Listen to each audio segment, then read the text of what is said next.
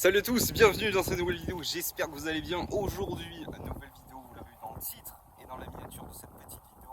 Je te le dis honnêtement, cette vidéo, elle va être carrée de fou, de manière à ce que je vais pas faire de montage, je vais pas me faire chier en fait. J'ai envie de te parler facecam comme ça, si ça t'intéresse, ça t'intéresse, si ça t'intéresse pas, ça t'intéresse pas. Cette vidéo elle est filmée à l'iPhone 12 Pro, donc si ça t'intéresse de voir un petit peu la qualité, je t'invite à regarder cette vidéo tout simplement. Aujourd'hui, tu l'as vu, on parle du MacBook Air M2. Je vais te dire pourquoi est-ce que je l'ai renvoyé. Je peux même te mettre un petit screen si tu as envie pour te prouver que je l'ai bien acheté et que j'ai été remboursé tout simplement. Pourquoi tout simplement est-ce que je ne l'ai plus? Pourquoi est-ce que j'ai même pas pris le temps de le tester en fait? Je l'ai déballé et je me suis dit mais en fait c'est de la daube en fait. Tu vois ça sert à rien de claquer de la thune dans un M2 en sachant que le M1 fait très bien le taf. Et j'ai le M1 mon gars et j'ai envie de te dire que en fait arrête de claquer ta thune dans des trucs qui vont pas à l'essentiel. Le M2, je le dis honnêtement, je l'avais dit dans une précédente vidéo, et ça fait réagir beaucoup de personnes. Il est bien, il est cool, il est ce que tu veux, tu vois. Mais si tu as un M1, ça sert à rien du tout de l'acheter. Et je vais te dire tout simplement pourquoi. Parce que c'est bien beau de vouloir toujours acheter des dernières technologies, la dernière puce M2, machin et tout. Mais à part avoir un écran qui soit un petit peu plus borderless, avoir une vidéo facecam qui soit en 1080p ou de la 720p, et avoir un nouveau clavier, avoir un nouveau design, avoir du MagSafe, avoir une autonomie qui reste pareille. Enfin bref, il n'y a pas beaucoup de différences qui jouent. Et j'en ai peut-être oublié certaines des caractéristiques, tu vois. Mais moi, en fait, quand je l'ai vu et quand je l'ai reçu et je l'ai comparé au mien, je me suis dit, je vais leur faire une vidéo comparaison. Mais en fait, je me suis dit, pourquoi tu perds ton temps à faire une putain de vidéo comme ça en sachant que, en réalité, ça se joue pas à grand chose. Et si tu me crois pas, si tu veux pas tout simplement comprendre que le M2 ne vaut pas la chandelle, en fait tu dois pas claquer 1500 balles là-dedans, et tout simplement va checker la vidéo de The Eye Collection qui est quand même un des meilleurs youtubeurs, on va pas se le cacher, tech français, et il te le dit tout simplement dans sa vidéo du M2 directement en avant-première. Et même là il y a une vidéo qui est sortie hier à l'heure où je tourne cette vidéo, tout simplement comparaison du MacBook Air M1 vs le M2, MacBook Air M2, et tout simplement il te dit clairement dans sa conclusion comme quoi il te recommande pas le M2 parce qu'il y a trop peu de différence et il te le recommande tout simplement que si t'as pas de M1. Mais si t'as un M1, passe pas un M2 en fait.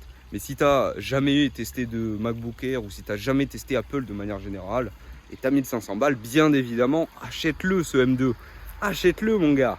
Mais par contre, si tu veux passer de un M1 à un M2, ne l'achète pas, vraiment. Même si tu as un MacBook Pro M1, ne passe pas sur un MacBook Air M2.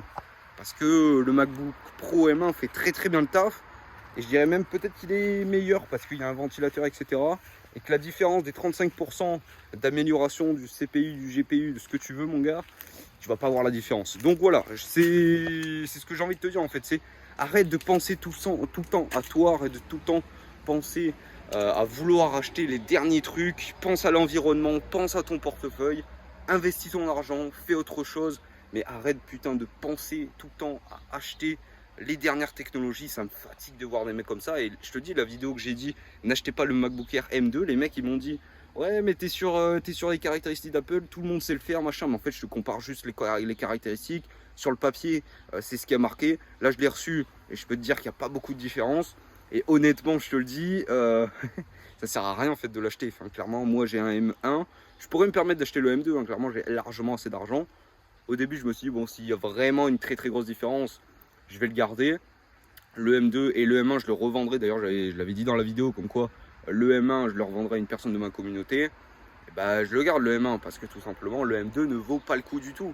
Donc voilà. Mais après, si tu n'as jamais testé de Mac et tu veux un Mac qui tient longtemps, en longévité, bien évidemment que je te le recommande, hein, ce M2, il fera très très bien le taf, et en plus il a le nouveau design, etc. Mais on va pas se le cacher que 720p à 1080p en qualité de la visio, tu vois, de la caméra FaceTime, d'avoir un nouvel écran, qui soit, voilà, moi je veux pas te cacher que certes c'est un nouvel écran, mais j'arrive pas à m'y faire en fait à l'encoche. Donc voilà. Enfin bref, j'espère en tout cas que cette petite vidéo t'aura plu. Bref, t'as compris le message. Je te le recommande pas ce M2. Je l'ai renvoyé directement, clairement. Parce que je te le recommande vraiment pas. C'est vraiment de la daube pour ceux qui ont déjà un M1. Et même, je pense que, tu vois, pour les configs qu'il y a, parce que je te recommande vraiment pas de le prendre lambda, parce que moi mon M1 tu vois il est en version bas, tu vois, enfin je l'ai pris au minimum parce que je suis étudiant, j'ai pas non plus mis les dessins, il fait le taf, tu vois, mais il y a des moments quand je fais des montages etc, j'aimerais bien qu'il y ait un peu plus de performance. Donc si tu commences à rajouter un petit peu plus de performance, même du SSD, tu vois, parce que moi c'est ce qui me manque un petit peu, et ben en réalité tu vas vite arriver sur un prix qui est autour des 2000 €. Et c'est le prix clairement d'un MacBook Pro 14 pouces d'entrée qui a des connectiques plus importantes, plus intéressantes, qui a plus de puissance parce qu'on est sur une M1 Ultra ou M1 Pro en fonction de ce que tu veux. Enfin bref, honnêtement pour 50 balles de plus, parce que à mon avis tu dois être à 50 balles, tu vois. Honnêtement je te recommande pas ce MacBook Air, clairement si tu as déjà un M1 ou si tu veux vraiment des performances plus professionnelles, tourne-toi vers le MacBook Pro 14 ou 16 pouces, mais pas sur celui-là. En fait, celui-là, moi je pense que c'est vraiment une petite niche de se dire, bon, c'est plus des technophiles, tu vois, parce que la majorité des personnes vont être conquises par le M1. Et non, le M1 n'est pas dépassé, même s'il date de 2020. Et je peux te le dire que moi je l'utilise quotidiennement, des heures et des heures par jour. Et putain, c'est un régal en fait, il fait ultra bien le taf et il n'est pas là d'être obsolète. Donc voilà, j'espère que cette petite vidéo t'aura plu. N'hésite pas à t'abonner, à lâcher ton plus gros pouce bleu. Et puis moi je te retrouve la semaine prochaine pour une prochaine vidéo. Prenez soin de vous, à très vite, bye bye.